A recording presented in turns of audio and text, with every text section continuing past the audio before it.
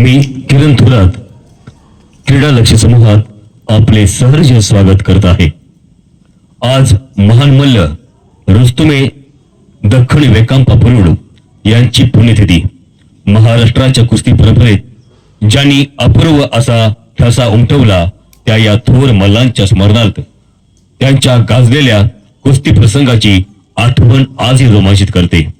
गणपत शिंदे यांनी अनेक मैदाने गाजवली आणि त्यांचा पराक्रमी पट्टा वेकंपा यांनी तर थेट उत्तरेकडे स्वारी करून पंजाबला महाराष्ट्राची ताकद दाखवून दिली। मनात महाराष्ट्र असेल तर कोणाशी थोडीच तोड लाटता येते हे वेंकप्पाने आपल्या खेळाने सिद्ध केले। उचापुरा धिपाड, काळा सावळा, पेदार बांधा आणि अविश्रांत जिद्द वेंकप्पा म्हणजे महाराष्ट्राचा भारी आणि भरोसेमंद मल्ल।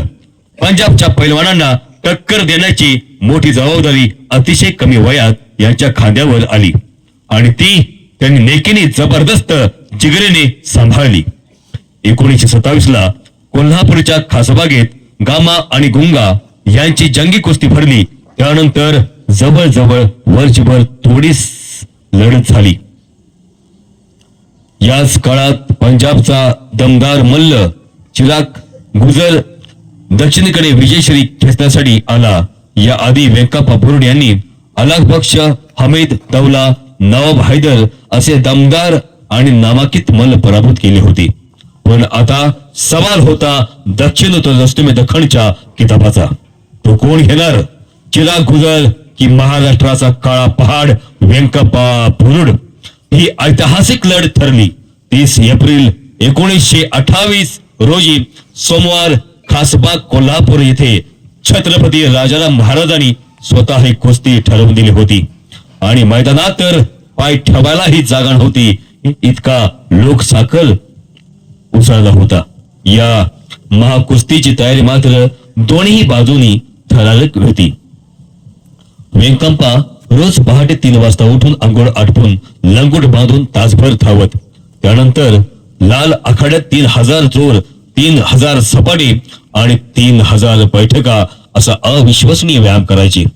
व्यायाम संपेपर्यंत सकाळचे 8 वाजत त्यांनी न्याहारी म्हणजे तुपातील शिरा, गव्हाची चिक्की, फळे आणि 2 लिटर थंडाई, 10 वाजता झोप, दुपारी 12 वाजता उठून तुपातील जेवण आणि 2 लिटर दूध, पुन्हा विश्रांती आणि नेमकेच 3:30 ला पुन्हा आखाड्यात लढतीचा सराव। संध्याकाळी 7 पर्यंत सराव करून रात्री पुन्हा 2 लिटर थंडाई। चिराग गुजार ही काही कमी नव्हता।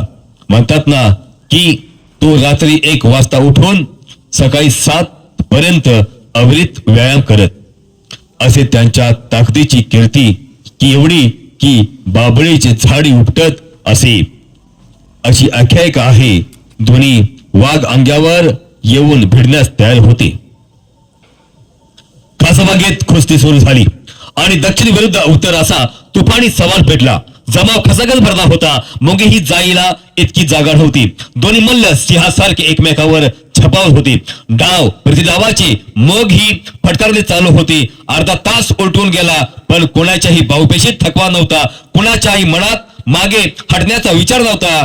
आणि अशा त्याच क्षणी वेंकप्पाने अफाट ताकदीने चिराग गुजरला खाली खेचले, घुटना त्याच्या मानेवर रोवला आणि जबरदस्त कौशल्याने त्याचा उलताना केला। क्षणात कसबागाचे ददादन उडाला, जमावाचा आनंद उसळला, जय जयकाराने आकाश भरून गेले।